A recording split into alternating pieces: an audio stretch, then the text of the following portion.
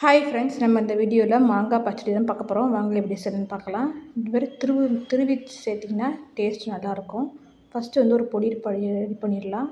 ஒரு கடாயில் வெந்தயம் 1 ஸ்பூன், அரை ஸ்பூன் ஜீரகம், அரை ஸ்பூன் சோம்பு, இதில் வந்து சிம்மில் வச்சு நல்லா வறுத்துக்கோங்க. பொரியிற அளவுக்கு வறுத்துட்டு ஆற வச்சிடலாம். மாறுற அளவுக்கு வாசனை வர அளவுக்கு நல்லா வறுத்து தனியாக எடுத்து வச்சுக்கோங்க. ஆறட்டும். இப்போ வந்து ஒரு கடாயில் எண்ணெய் சேர்த்துக்கலாம். தாராளமாக எண்ணெய் சேர்த்துக்கோங்க. ஒரு 2லேருந்து 3 ஸ்பூன் சேர்த்துட்டு எண்ணெய் காஞ்சதும் கடுகு, அது நல்லா பொரியட்டும். பொரிஞ்சதும் காரத்துக்கு 2 வரமிளகா, கருவேப்பிலை, அப்புறம் வந்து மாங்காய் வந்து நான் கேரட் துருவோம் பார்த்திங்களா, அதில் வந்து நான் துருவி வச்சுருக்கேன். இப்படி துருவி சேர்த்திங்கன்னா நமக்கு வந்து சீக்கிரம் நமக்கு வந்து வெந்துடும். இன்னும் ரொம்ப நேரம் வந்து நமக்கு சிலிண்டர் மிச்சமாகும். சீக்கிரம் நமக்கு வந்து வெந்துடும். ஒட்டுச்சுன்னா ஆனால் எண்ணெய் சேர்த்துக்கலாம். நீங்கள் சிம்மிலே வச்சு நல்லா வந்து வதக்குங்க. ஒரு 10 நிமிஷம் நல்லா வதக்கிக்கோங்க. அப்போ தான் நமக்கு வந்து சீக்கிரம் வெந்துடும். 2 நிமிஷம் நல்லா வதக்கிக்கோங்க. இப்படியே தேவைப்பட்டால் நீங்கள் வந்து எண்ணெய் சேர்த்துக்கலாம். இப்படியே ஒரு 2 நிமிஷம் எல்லாம் வதக்கிட்டே இருந்தால் நமக்கு வந்து அதிலே வெந்துடும். உப்பு வந்து பாதி வெந்ததும் நம்ம கடைசியாக போட்டுக்கலாம். இப்போ இந்த 2 நிமிஷம் எல்லாம் வதக்கியாச்சு.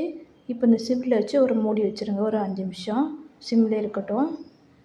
இப்போ 5 நிமிஷம் சிம்மில் இதுவும் ஓரளவுக்கு நல்லா வெந்திருக்கும்.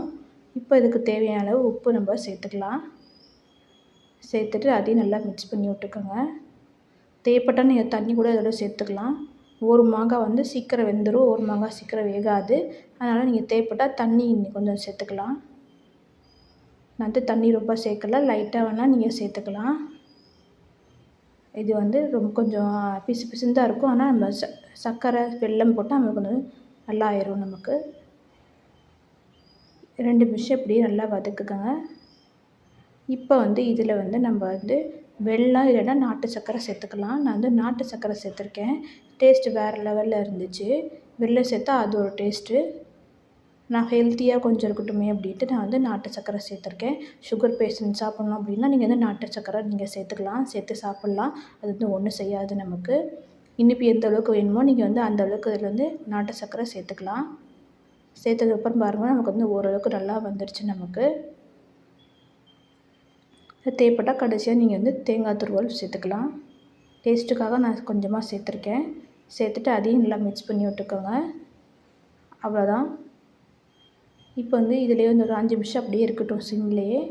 இப்போ வந்து ஒரு மிக்ஸி ஜாரில் நம்ம வந்து பொடி பண்ணோம் பார்த்திங்களா, அதை வந்து நம்ம வந்து சின்ன மிக்ஸி ஜாரில் சேர்த்துக்கலாம்.